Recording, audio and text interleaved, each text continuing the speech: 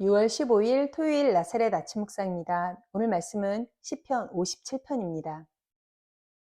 하나님이여 내게 은혜를 베푸소서 내게 은혜를 베푸소서 내 영혼이 주께로 피하되 주의 날개 그늘 아래에서 이 재앙들이 지나기까지 피하리이다. 내가 지존하신 하나님께 부르짖으며 곧 나를 위하여 모든 것을 이루시는 하나님께로다. 그가 하늘에서 보내사 나를 삼키려는 자의 비방에서 나를 구원하실지라. 셀라. 하나님이 그의 인자와 진리를 보내시리로다. 내 영혼이 사자들 가운데에서 살며 내가 불사르는 자들 중에 누웠으니 곧 사람의 아들들 중에라. 그들의 이는 창과 화살이요 그들의 혀는 날카로운 칼 같도다. 하나님이여 주는 하늘 위에 높이 들리시며 주의 영광이 온 세계 위에 높아지기를 원하나이다. 그들이 내 걸음을 막으려고 그물을 준비하였으니 내 영혼이 억울하도다. 그들이 내 앞에 웅덩이를 팠으나 자기들이 그 중에 빠졌도다. 셀라. 하나님이여 내 마음이 확정되었고 내 마음이 확정되었사오니 내가 노래하고 내가 찬송하리이다. 내 영광아 깰지어다. 비파야 수구마 깰지어다. 내가 새벽을 깨우리로다. 주여 내가 만민 중에서 주께 감사하오며 문 나라 중에서 주를 찬송하리이다. 무릇 주의 인자는 커서 하늘에 미치고 주의 진리는 궁창에 이르나이다. 하나님이여 주는 하늘 위에 높이 들리시며 주의 영광이 온 세계 위에 높아지기를 원하나이다. 아멘. 큰 고난을 이겨본 사람은 승리에 대한 기쁨, 감격, 감사도 클 수밖에 없습니다.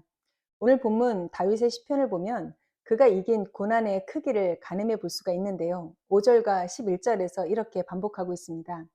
하나님이여 주는 하늘 위에 높이 들리시며 주의 영광이 온 세계 위에 높아지기를 원하나이다. 그저 이스라엘 지경 위에만 머무는 하나님의 영광이 아니라 온 세계를 덮는 하나님의 영광을 찬양한 만큼 다윗의 고난도 이만큼 컸다는 것을 짐작해 볼 수가 있습니다. 시편 57편의 표제는 이 시가 다윗이 사울을 피해 굴에 있던 때에 지은 시라고 알려집니다. 또한 이 시는 돌비에 새겨서 대대손손 부르는 믹담시이며 자신의 처량한 신세를 외면치 말아달라고 간청하는 알다스의 운율에 맞추어 부른 찬양입니다. 이 시는 동굴에서 쓰여졌습니다. 한치 앞을 볼 수 없는 막막한 어두운 상황 가운데에서 쓰여졌다는 것입니다. 그러나 그럼에도 불구하고 매번 다윗은 이러한 어둠 속에서도 하나님을 찬양하는 것으로 모든 상황과 환경을 이겨나간 것을 우리 가운데 시편을 통해서 보여주고 있습니다. 어둠이 결코 다윗을 집어삼키지 못했고 오히려 어둠은 다윗을 더욱더 큰 하나님의 사람으로 성장시켜 주었습니다. 오늘 이 동굴은 엔게디 광야 동굴로 추정해 볼 수 있습니다. 사무엘상 24장이 그 배경이 됩니다. 다윗을 잡겠다고 사울은 3,000명의 특수부대를 이끌고 엔게디 광야까지 추격해 왔습니다. 하필 사울은 다윗이 은신해 있는 곳에 들어와 볼일을 보게 되죠. 다윗에게 사울을 죽일 수 있는 기회가 주어졌습니다. 그러나 다윗은 사울의 목이 아닌 그의 옷자락을 조금 베는 것으로 사울을 살려주었습니다. 하나님께서 기름 부어 세우신 왕에 대한 예우를 다하였고 사울의 목숨을 하나님께 맡겼습니다. 이러한 배경을 보면 다윗이 갑이 되어서 큰 결정권을 행사할 수 있는 상황처럼 보이나 정예 부대를 이끌고 온 사울의 끈질긴 추격 앞에 광야의 나그네로서 머리 들 곳 없는 자신의 처참한 신세가 매우 서글펐던 것을 시편을 통해서 고백하고 있는 것을 볼 수 있습니다. 창, 화살, 날카로운 칼로 자신을 공격하고 또한 자신을 잡기 위해서 그물을 치고 웅덩이를 판 원수들 앞에서 다윗은 자신의 마음을 하나님 앞에 이렇게 풀어놓을 수밖에 없었습니다. 1절입니다. 하나님이여 내게 은혜를 베푸소서 내게 은혜를 베푸소서 내 영혼이 주께로 피하되 주의 날개 그늘 아래에서 이 재앙들이 지나가기까지 피하리이다. 현재 자신의 은신처는 엔게디 광야의 어느 동굴이지만 사울이 이곳까지도 들어와 버렸으니 이곳이 결코 안전할 수 없다라고 느꼈겠죠. 그래서 자신의 영혼, 즉 자신의 전 존재를 품고 살릴 수 있는 분, 오직 하나님, 그분의 날개 아래만이 진정한 피난처인 것을 고백하고 있는 것입니다. 요즘 저는 매일 저녁 저희 집 강아지를 데리고 강아지 공원에 산책을 갑니다. 저희 강아지 이름은 감자인데요. 감자로 유명한 아이다호 출신이기 때문에 이름을 그렇게 지었습니다. 저희 아이는 유독 물을 무서워합니다. 그래서 공원에서 강아지 전용 분수가 작동을 하면 급히 놀래서 저에게 뛰어와 안아달라고 달려옵니다. 그런데 35파운드 무게의 감자가 겁에 질려서 저에게 달려와서 안아달라고 하면 순간 저도 모르는 괴력이 나와서 이 아이를 안아서 물이 없는 곳으로 옮겨줍니다. 그런데 정작 35파운드짜리 쌀자루는 한 번에 들지 못합니다. 그러나 생명이 달려오면 들 수 있습니다. 많은 사람들이 모여 있는 그 공원에서도 주인 한 사람만 보고 달려와 주는 이 아이를 안아주지 않을 수가 없습니다. 이 강아지가 주인을 알아봅니다. 하물며 우리를 지으신 하나님이십니다. 그분이 우리의 유일한 피난처가 되시고 우리의 살 길입니다.